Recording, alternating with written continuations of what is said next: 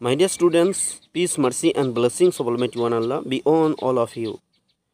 And most welcome in Campus Camp Study Platform .organic. This is Sheikh Hassan Ali, is your chemistry mentor. Today, inshallah, I shall solve a new question of haloalkane haloarenes of your board examination semester 3. Let's get started. আমার প্রিয় বাচ্চারা এই কোশ্চেনটা solve করো। দেখো কি বলা হয়েছে, প্রদত্ত কার্বোহাইড্রেটগুলির মধ্যে কোনটি ক্ষারীয় আর্দ্র বিশ্লেষণে অ্যাসিটালডিহাইড উৎপন্ন করে। তাহলে তোমার নিচে যে অপশানগুলো আছে এই অপশানগুলোতে কোন অ্যালকিল হ্যালাইডটি ক্ষারীয় আর্দ্র বিশ্লেষণে অ্যাসিটালডিহাইড উৎপন্ন করে। তাহলে তোমাকে প্রথমে জানতে হবে অ্যাসিটালডিহাইডটা কি, এর ফর্মুলা কি। অ্যাসিটালডিহাইডের ফর্মুলা হচ্ছে CH3 C++OH, এটা হচ্ছে অ্যাসিটালডিহাইডের ফর্মুলা। এবার আর্দ্র বিশ্লেষণ করলে কোনটার আর্দ্র বিশ্লেষণ করলে, দেখো যদি প্রথমটার আর্দ্র বিশ্লেষণ করা হয়, 1 নম্বর অপশানে যেটা আছে CH2 Cl আছে, তো এই কম্পাউন্ডটার আর্দ্র বিশ্লেষণ করা হলো, অর্থাৎ ক্ষারীয় হাইড্রোলাইসিস, অর্থাৎ NaOH দেওয়া হলো, NaOH দেওয়া হলো, ওয়াটার আছে, NaOH ওয়াটার দেওয়া হলো। তাহলে কী হবে, এখান থেকে এই যে রিয়েজেন্টটা, এই রিয়েজেন্ট থেকে একটা OH- বেরোবে। OH-এর সোর্স, এটা OH- সোর্স। এই OH- কী করবে, এই Cl দুটোকে রিপ্লেস করবে। এখানে একটা OH-, এখানে একটা OH-। তাহলে এখানে প্রোডাক্ট হবে CH2OH, এটা হবে প্রোডাক্ট, কিন্তু এটা অ্যাসিটালডিহাইড নয়।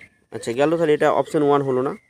আচ্ছা অপশান 2তে দেখো CH3CCl3 আছে, CH3CCl3। তাহলে হাইড্রোলিসিস মানে, অর্থাৎ বেসিক হাইড্রোলিসিস মানেই তোমার মনে রাখতে হবে যে সিএলগুলো সরে গিয়ে OH- আসবে। তাহলে 3 OH- এখানে আমি লিখে দিলাম, একবারে 3টে OH- আসবে। তো দেখো একই কার্বনে 3টে OH- আসলে তারা থাকতে পারবে না, তারা কি করবে, জল বার করে দেবে সেখান থেকে, OH- একই কার্বনে। তাহলে এখান থেকে জল বেরিয়ে গেল। তো জল যদি বেরিয়ে যায় তাহলে এখানে কি হবে, এই যে কম্পাউন্ডটা থেকে তৈরি হবে কি বলতো, এখানে দেখাচ্ছি তোমাদের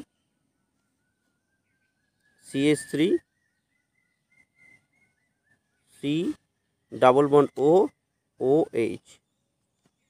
দেখো এই OH-টা যেমন আছে তেমন তো থেকেই গেল, আর এখান থেকে জল বেরিয়ে গেলে C++O পড়ে থাকলো, তাহলে অ্যাসিড তৈরি হলো, অ্যাসিডিক অ্যাসিড। কিন্তু তোমাকে এখানে বলছে অ্যাসিটালডিহাইড হবে। তারপরেরটা দেখো, তাহলে এটাও অ্যান্সার হলো না, এটাও কিন্তু অ্যান্সার হলো না, ঠিক আছে, এটাও অ্যান্সার হলো না। তারপরেরটা দেখো CH3CHCl2, একটা স্লাইড নিয়ে নিই। দেখো এই কম্পাউন্ডটা ছিল CH3CHCl2, দুটো Cl আছে। তাহলে একে হাইড্রোলিসিস করতে হয়, দুটো Clকে সরাতে গেলে দুটো OH- লাগবে, তাহলে OH- দুটো দিলাম, 2 OH-। তারা কী করবে, দুটো Clকে রিপ্লেস করবে। তাহলে CH3 যেমন আছে তেমন লিখলাম,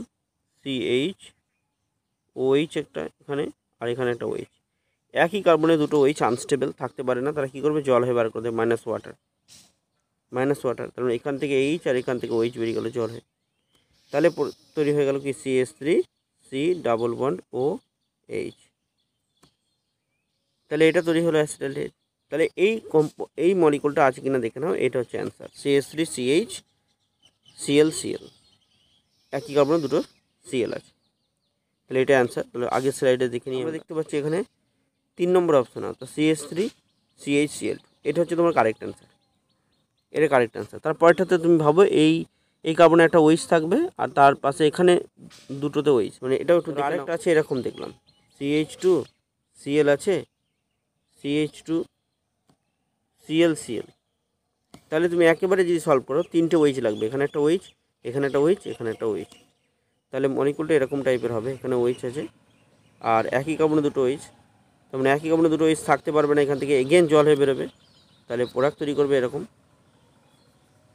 এখানে OH আছে আর এখানে C++OH। Hope the answer is clear to all of you.